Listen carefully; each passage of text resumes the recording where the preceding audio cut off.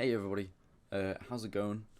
In today's video I want to have a look at Ethereum and just go over its previous price action and give another sort of little estimate of where it might end up. Ethereum, for those of you that might know, is a proof of stake currency but was a proof of work up until September last year, where it went through with its upgrade called the merge, that basically successfully transitioned Ethereum from proof of work to proof of stake without a hitch as well, which was very impressive and just shows how talented and skilled the developers working on the project are. And it's reassuring for investors and just people interested in the project that they have such passionate, devoted, hardworking people over there working on Ethereum. And this was back in September of 2022. But you can actually see the price dipped on the news, and now this could have been just a sell the news sort of story, but it's also because, partially because Gary Gensler, the chairman of the SEC, made a public statement on Twitter saying that Ethereum could be a security. Foreshadowing that regulation could be coming to Ethereum. And while regulation is definitely needed in the crypto space, 100%, it's the Wild West of finance, as people like to call it. Gary Gensler SEC regulation wouldn't be good. I think that would be sort of regulate it so hard innovation is stifled and, it's given up on. It doesn't progress, if you get me. But again, that's sort of macro factors and headwinds that influence the price and but haven't really done much since, because as we can see, Ethereum's actually had a bit of a recovery and actually recently broke up past that wick pre-merge, but is fallen back down again at about that same level, actually just sort of oscillating there, very similar to BTC. In our BTC video we had a current look at the sort of current happenings of Bitcoin. And we see that Bitcoin also has this. I'll pull it up here. Wait, Bitcoin. No, I didn't add it. We also see that Bitcoin has had two legs up, like Ethereum, and has sort of bled out a little bit. But Ethereum has held what seems to be a little bit better. It seems to be at a higher level comparatively, where Ethereum is above this sort of peak here. Bitcoin has fallen below, so that's interesting. But I do believe that Ethereum, like Bitcoin, will have one more leg up and then continue to bleed like Bitcoin, because we see that although Ethereum has been around since 2016, so it's only been through two bull market cycles, it follows Bitcoin pretty closely in its movement, with an interesting exception that Ethereum seems to peak after Bitcoin's peak. And this has happened both times during both bull runs, crypto bull runs. We see that Bitcoin leads the sort of charge with the crypto bull run. It sends us into the bull run, and then Ethereum follows suit soon afterwards. So you see Bitcoin here has its first peak and its highest peak, and then Ethereum also has a peak, but it puts in its all-time high for that cycle almost January, about a month afterwards, give or take, and then it follows a similar pattern of bleeding down and lines back up with Bitcoin pretty closely.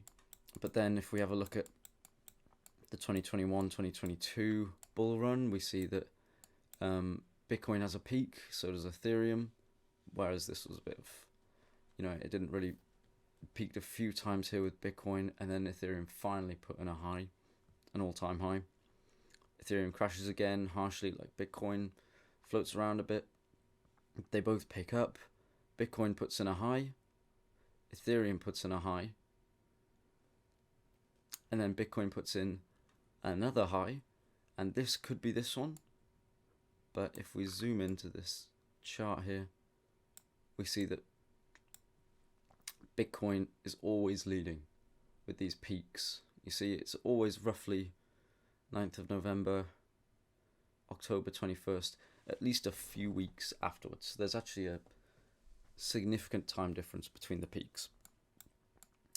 And then it falls suit literally to copying Bitcoin's price movement all the way down to these sort of levels to where we are now.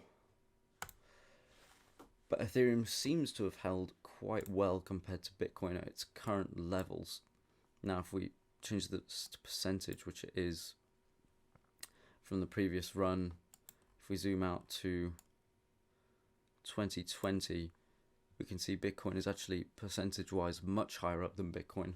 But this is quite normal because Bitcoin is actually one of the most stable assets in crypto. You know, it's obviously the biggest market cap, so a lot more volume, a lot more liquidity in the Bitcoin ecosystem, so a lot harder to move its price.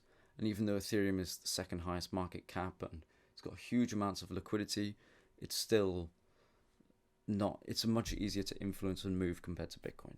And even though people are always calling for the flippening, like when the merge happened, people thought the price would explode and flip Bitcoin, and then during these peaks here, people were calling for the flippening because, you know, people are always calling for the flippening. I don't know why. I don't even see the importance of it, to be honest. But yeah, basically Ethereum makes much bigger moves than Bitcoin, like basically every other altcoin. And while I tend not to label Ethereum as an altcoin, it's proven itself and it's exploded and it's stayed in the top 10 for years, really sort of ever since its first bull run back in 2017. It still technically is an alt, like, you know, the same with Litecoin and other big cryptos like Cardano and XRP. So looking at the current price, I'm going to get rid of Bitcoin. We see that it's had its two legs up like Bitcoin, but it's held stronger, and I do think it will go up. And like I said before, it follows Bitcoin very closely, except for when it's in these sort of peak, extremely volatile bull market time zones. Then it sort of seems to follow Bitcoin, but delayed by a month or a few weeks. We're not in one of those zones at the moment, or I don't think we are anyway. So I see it basically following Bitcoin with another wick, and then floats around for a bit, and then just heads back down and does a slow bleed, like Bitcoin will potentially do, like I have guessed. Do we visit these lows again? I think for altcoins, it's very possible that we break down past these. And I think, to be honest, Ethereum is sort of the only coin that I wouldn't be sure about. Ethereum is the only other altcoin that I wouldn't be sure about that would test these lows and potentially go lower. Just because of its market cap and its strength in the market. Even during bear markets, it's held pretty well. So for me, I actually can't call that. I don't want to call that. I can't call it. Nobody can call it. If we look back at previous runs, say 2019, year afterwards, we had this wick, and we did we put in a low? We didn't actually technically put in a new low during the year after the bull run, where we had this sort of wreck the bull, wreck the bears phase. So technically, Ethereum tested these lows and it bounced back off them. And even though it stayed at these low prices for a while, it didn't actually break through the first initial low for that cycle. It just got very close, and Wix certainly showed that it was trying to, but didn't ultimately. So whether that plays out the same way this time, I don't know. Again, nobody does. Markets are completely unpredictable. But I do believe that we will go down to lower levels again, like we will with Bitcoin, like we will with most other altcoins. I think basically other altcoins like Cardano, XRP, Avalanche, Solana, all the other big names, I think we will break down past these lows, just because money seems to move back into Bitcoin and even Ethereum during these times of the year, because there's just so much less liquidity in those altcoins that price drops much quicker than Bitcoin. So people sell out of the coin to move to Bitcoin and Ethereum stables, or even stable coins, but there's even sort of worry around them at the moment. Even though Tether has been saying very bullish things about buying Bitcoin with its profits, I still don't trust them personally. Now, I use them trading, I'm forced to, everybody's forced to use Tether. You can't navigate the crypto space really without using Tether, but still doesn't mean I have confidence in them. But most people have taken it as good news and are trusting and putting their money in Tether. So people are flying to these sort of safer assets instead of their altcoins that have dropped 20-30% in the last month. And even actually, that's another thing that I wanted to look at. If I pull up Ethereum's monthly returns, I also wanted to show that in years after the bull run, so 2017 to 2018, in 2019, the year afterwards, we had a strong start to the year, and the first half performed well, but the latter half was mainly red, and where it was green, it was barely green, 4%, 1%, compared to the -16, -25, -20, and actually, it was July and August that were the worst months for ETH. So potentially, I see us sort of ending June on a high, like I've said. End of June, we sort of put this last leg up, and that puts us prime then to drop 20% in July. So even though we return only to maybe around these levels, it's still a big percentage drop wise for that month. So that kind of wraps up what I want to say about Ethereum. Quicker video today, but just wanted to sort of do a quicker, snappier sort of summary of what I think. Ethereum, bullish long term, think it's a brilliant project, amazing geniuses working on it, and I only see good things happening to the coin long term.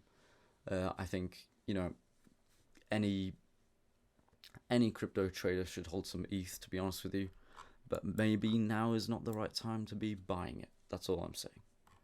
But who knows? I could be wrong. If I am, I'll be happy I hold ETH. If it pumps up to new time highs, no problem with me. Go for it. I'll happily be proven wrong. But yeah, anyway, so thanks for tuning in, guys. Leave a subscribe and a like if you want. Really helps out the channel, and thank you so much for the sort of big growth I've seen over the last few days. I'm already at 100 subs or so, which is, yeah, thank you very much. I appreciate it. So yeah, take care, guys, and see you in the next video. Bye.